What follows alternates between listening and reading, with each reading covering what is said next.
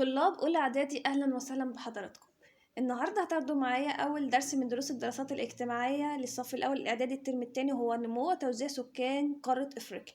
عايز أعرف السكان عددهم كام وعايشين في القارة قد إيه، يعني بنسب كام، إيه النسب الموجودة فيه، يعني هل هما مثلا كلهم نسبة مرتفعة أو هما مثلا درجات مرتفع منخفض متوسط. كل ده هتعرفوه معانا في درسنا النهاردة.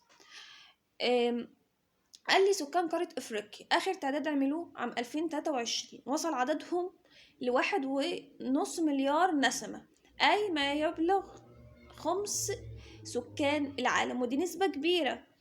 قال لي متوقع في 2050 يصل عدد سكان قارة أفريقيا ل2.4 مليار نسمة. سكان قارة أفريقيا بتضاعفوا كل 3 عقود. العقد في الدراسات عندنا هو 10 سنوات، يعني معنى كده كل 30 سنة. أولى القارات من حيث عدد السكان والمساحة مين؟ قال لي أول قارة هي آسيا، تاني قارة هي أفريقيا. طيب الدول الإفريقية، أولى الدول الإفريقية أكبر الدول الإفريقية سكانا، قال لي أول دولة هي نيجيريا، تاني دولة أثيوبيا، تالت دولة هي مصر. إيه هي الأسباب اللي النمو السكاني في قارة أفريقيا؟ قال لي عندي سببين اللي بيخلي السكان عندي بيتغيروا: الزيادة الطبيعية والهجرة. الهجرة دي بتبقى زيادة غير طبيعية. الزيادة الطبيعية دي زي ما خدته قبل كده هي فرق ما بين عدد المواليد وعدد الوفيات، بجيب عدد المواليد وعدد الوفيات واطرحهم من بعض. العدد ممكن اسميه معدل المواليد ومعدل الوفيات. طيب الزيادة الطبيعية ديت لو انا لما جبت عدد المواليد، اما اقول لك اعلى الدول في عدد المواليد في افريقيا هتقول لي هي دولة النيجر، بالالف واللام نفرق. النيجر الاولى عالميا وافريقيا في عدد المواليد، ارتفاعها مرتفعة جدا المواليد في افريقيا. بيقول لك ضعف المعدل العالمي، نسبة كبيرة.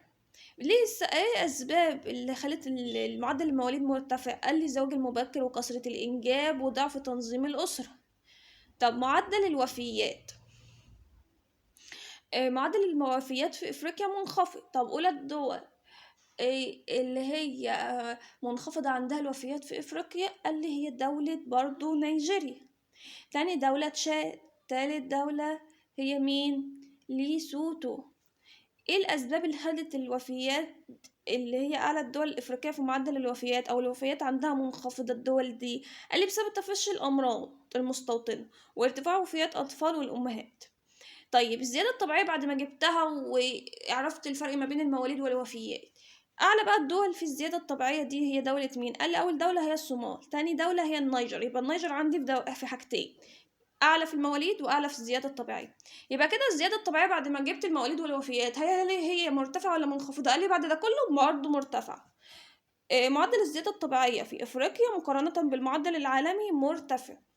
طيب بما تفسر انخفاض الزيادة الطبيعية في أفريقيا في الفترة من 1970 ل 2023 ميلاديا؟ قال لي بسبب اهتمام الدول الإفريقية والمنظمات الدولية بضبط النمو السكاني، وكمان تطوير النظم الصحية، كانوا بيهتموا بالصحة وكمان يهتموا بصحة الأم والطفل. ندخل بعد كده على تاني سبب من أسباب النمو السكاني في أفريقيا وهي الهجرة. الهجرة عندي بتنقسم لنوعين: هجرة خارجية وهجرة داخلية. الهجرة الداخلية اللي أنا بهاجر من محافظة لمحافظة دي مش هتكلم عنها، خلينا في الهجرة الخارجية. عندي نوعين من الهجرة الخارجية: هجرة مغادرة نازحة برا أفريقيا، وهجرة وافدة. هجرة وافدة لأفريقيا بيجوا لدولة مين الجاذبة في أفريقيا؟ قال لي جنوب أفريقيا لأنها دولة متقدمة. أما الهجرة المغادرة النازحة اللي بتخرج من أفريقيا بتروح فين؟ قال لي بتروح أوروبا، بتروح أمريكا الشمالية، وبتروح الخليج العربي. طب بتروح الدول دي ليه؟ بحثا عن فرص العمل، لتعليم أفضل، لحياة أفضل، لأن كمان الدول ديت عندهم حروب فبيدوروا على الاستقرار السياسي ومستوى معيشي افضل. كمان عندي نوع من الهجره هو الهجره الغير شرعيه. يعني ايه هجره غير شرعيه؟ لان انا بدخل الدوله دي من غير اوراق، انا كدوله بنضر لان انا مش عارفه انت مين، ممكن ترتكب لي جريمه وانا ما اعرفش عنك حاجه، وكمان انت كشخص ممكن انت حد ينصب عليك او ممكن تتقتل وانا ما اعرفش عنك حاجه، يعني انت كمان بتنضر. يبقى الهجره غير الشرعيه هي انتقال الافراد بين الدول بطرق غير قانونيه دون تصريح او تجاوز مدة الاقامة القانونية. انا اقامتي مثلا شهر، اقوم الاقامة خالصة اقوم انا كسراها قاعدة شهرين سنة ومحدش يعرف عني حاجة. طيب يجي يقول لك الهجرة غير الشرعية دي الأخطار اللي بيتعرض لها المهاجرون؟ هتقوله الغرق في البحر أو الاستغلال وحرمانهم من حقوقهم في البلاد. طيب هل الهجرة الغير شرعية دي بتؤثر على البلاد؟ نعم بتؤثر طبعا. نتائج زيادة الهجرة غير الشرعية من أفريقيا لأوروبا تؤثر سلبا على استقرار وأمن الدول. طب ايه جهود مصر للحد من الهجرة غير الشرعية؟ عملت قانون عام 2016 لمكافحة الهجرة غير الشرعية وتهريب المهاجرين. يجيلك سؤال: بما تفسر أهمية دراسة البيانات والإحصائيات السكانية؟ ليه أنا بدرس البيانات والإحصائيات؟ ليه وضع خطط تنموية مناسبة للمجتمع عشان أعمل لهم خطة وفهم التطورات السكانية. طيب ندخل على تاني جزء معانا في الدرس وهو توزيع السكان في افريقيا. هل السكان في افريقيا متساويين؟ قال لي لا، غير متساويين. بتختلف الكثافة السكانية من دولة لأخرى ومن منطقة لأخرى داخل الدولة. الكثافة السكانية عندي 4 مناطق. في مناطق مرتفعة، مناطق متوسطة يعني لا هي مرتفعة أوي ولا منخفضة أوي، ومناطق منخفضة السكان، ومناطق نادرة يعني ما فيهاش سكان. نيجي على أول منطقة معانا زي ما انتم شايفين كده، المناطق المرتفعة بيتركز فيها السكان فين؟ ألف 4 مناطق: وادي النيل ودلتا في مصر، والنيل الأزرق بالسودان. بيتركزوا في المنطقتين دول بسبب وفرة المياه العذبة والتربة الخصبة. عندي كمان منطقتين: السواحل الشمالية والغربية، والسواحل الجنوبية الشرقية. بيتركزوا في المنطقتين دول بسبب اعتدال المناخ، وبرضو هتقول وفرة المياه والتربة الخصبة. أما المناطق المتوسطة، السكان بيتركزوا في مناطق المعادن والطاقة الإحفورية. المعادن زي ما احنا عارفين الحديد والذهب وغيره، أما الطاقة الإحفورية زي البترول والفحم، ديت الطاقة اللي أنا بسميها الإحفورية اللي أنا بستخرجها. كمان بيتركزوا في بعض المناطق المرتفعة بسبب اعتدال المناخ. المناخ بتاعها المعتدل مثل هضبة الحبشة وهضبة البحيرات الاستوائية. المناطق الكثافة السكانية المنخفضة، السكان منخفضة بيتركزوا في منطقتين: الرعي والزراعة. لا الزراعة دي المفروض يبقى منطقة مرتفعة. قال لي لا، مش الزراعة اللي احنا عارفينها، دي الزراعة في منطقتين معينتين اللي هم السافانا والاستبس. احنا زي ما احنا درسنا قبل كده حشائش السافانا والاستبس، الناس زالت الغابات وحلت محلها الزراعة. مناطق الكثافة السكانية النادرة موجودة في أي مناطق؟ قال لي المناطق الصحراوية والمستنقعات. طبعا المناطق الصحراوية السكان مفيهاش سكان بسبب طبعا مفيش مية، ندرة المياه العذبة وظروف مناخية قاسية. أما المستنقعات ليه سكان نادرة؟ بسبب انتشار الأمراض وقلة الأنشطة الاقتصادية. ده كان توزيع السكان.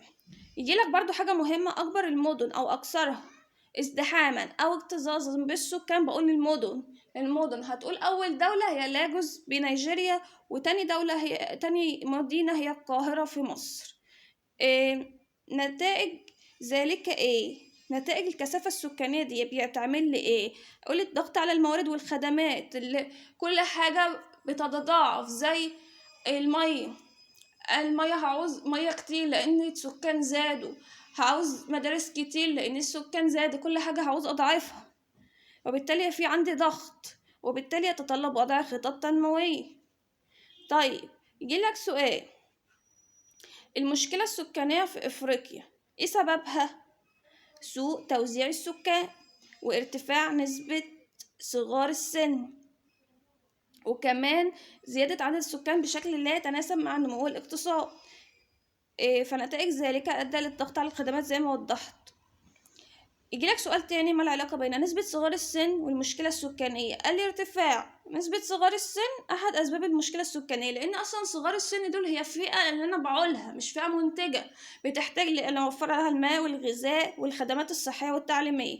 طب إيه محاولات الدول الإفريقية لحل المشكلة السكانية؟ عملوا إيه؟ رفعوا سن الزواج، وكمان إنشاء المشروعات الاقتصادية، وإنشاء مدن جديدة، ووضع خطط لخفض الزيادة السكانية عن طريق تنظيم الأسرة ودعم المرأة اجتماعيا. أنا مش هسيب المرأة دي، أوفر لها فرص عمل وتمكينها اقتصاديا.